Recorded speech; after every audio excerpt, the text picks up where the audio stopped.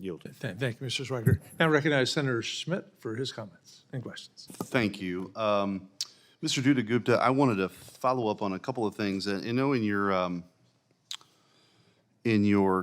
written testimony, it talked about you object to any repeal of the so-called Inflation Reduction Act as ill-advised. Is that accurate? I think we're talking about the energy provisions. Yeah. Yeah, the tax provisions. Right. They help, yes, they Right. help us achieve our climate goals. Does that make things more expensive at all? Do you think those sort of onerous regulations on, say, things like dishwashers or refrigerators make those items more expensive? I'm not familiar with or did not focus on regulations, but the. Okay, well, let's turn to, because I do want to talk about inflation. So I think there's no way you could argue that the amount of money that we have spent in the last couple of years hasn't contributed to inflation. You would agree with that, right? I think throughout the world, yes. Well, no, I'm talking about in the United States. In Right. this Congress or the previous Congress spending money in the United States, you would agree with that, right?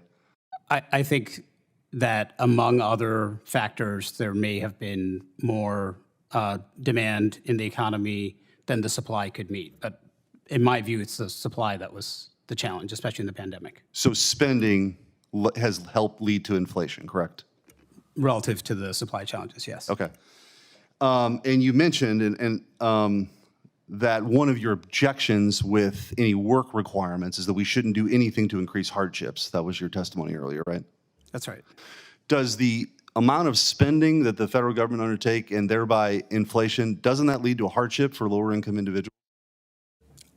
All other things being equal, inflation can be harmful to lower income individuals, but we've also, for the first time in recorded history, completely closed the black-white employment gap and had the lowest unemployment rates in half a century.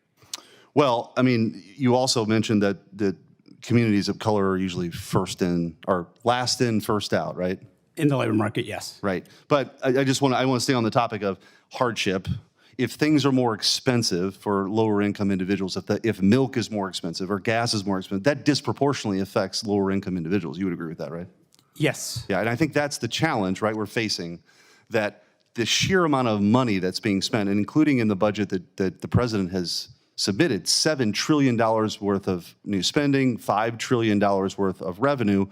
It's deficit spending, number one, but the amount of money that's being pumped into the economy, that and our energy policy, I mean, it's not a tornado or an act of God. Inflation, there's a formula for it, and if you have more expensive energy or less energy, and you're spending trillions and trillions and trillions of dollars, that the cost of everything is going to go up. And I would, I appreciate you advocating for, disadvantaged communities. I would think that that's exactly what I'm doing when we make things more expensive like we have. We just don't want to cause mass unemployment. And of course, the Federal Reserve will respond as prices go up as Right, as well, it has. they raise interest rates, which makes things more expensive, right? And so that's one issue. And you talk about employment. I do want to talk about some other policies that have contributed to this, vaccine mandates in particular. We saw millions of people displaced from their jobs from vaccine mandates. And I wanted to we're talking about, the chairman had mentioned previously that we're talking about spending, we're talking about revenue, we're talking about overall economic growth. The idea that we were firing nurses because of vaccine mandates, that certainly didn't help the situation either, right? For me, Yeah, yeah. I don't know, it probably protects public health, so that could keep more people able to work and well. So firing a nurse because she didn't want to take a vaccine, your argument is that protected public health? That would be the argument for vaccine mandate, yes. Right, well, okay. Well, I would argue that didn't happen, and we're talking about people who were disproportionately affected. I mean, you're talking about advocating for communities of color, probably had a lower infected? vaccination rate, right? Yes. Correct. So probably disproportionately more fired because they chose not to take a vaccine, right? I don't know, it was for particular occupations, I don't know the data, but of course we kept people alive through those mandates. Okay, all right. I'm not going to get into a COVID debate with you, but I would argue that by forcing 80 million people through OSHA to have a medical procedure or lose your job was COVID tyranny. and affected people. We're talking about advocating for people who already find it difficult to afford things by losing their job because they were making that decision. I can't believe that that's the best policy for the United States of America. So anyway, all of these things in a vacuum don't make a lot of sense. The spending is out of control, and I don't hear anything really in your testimony about controlling spending. It's about revenue, and it's about not creating any hardships, but inflation in and of itself has created a hardship. I have lots of ideas for controlling spending if we have time. Well, I just want to ask one final question for very quickly. Doctor, there was a scenario laid out before I came back, and I'm the last person to inquire, so I promise I'm going to wrap this up very, very quickly.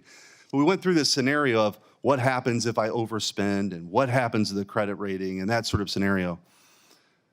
Do you think, I mean, there's a new proposed rule by the Biden administration to punish people who actually have a good credit rating, who've played by the rules, who didn't go down that road, right? To actually pay more for their mortgage, to subsidize mortgages for people who with lower credit scores. Do you think those are appropriate incentives that we ought to encourage? I apologize, I'm not familiar with the executive order. So if you have a good credit rating, you will pay more for your mortgage to subsidize mortgages for people with poor credit ratings. Do you think that's good policy?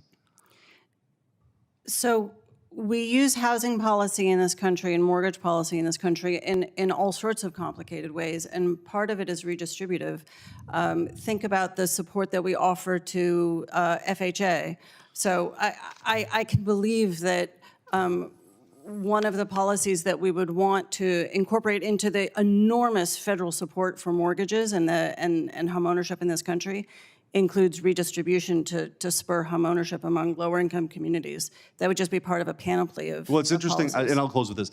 It's fascinating that you're here telling us that, which I agree with, by the way, this idea that we continue to deficit spend, and this is terrible policy, and it's irresponsible. And then later on in your testimony, you're now saying it's actually okay to punish people who've played by the rules to have to pay more for their mortgage. I find that incredibly inconsistent. So I don't have any other questions, Mr. Chairman. First of all,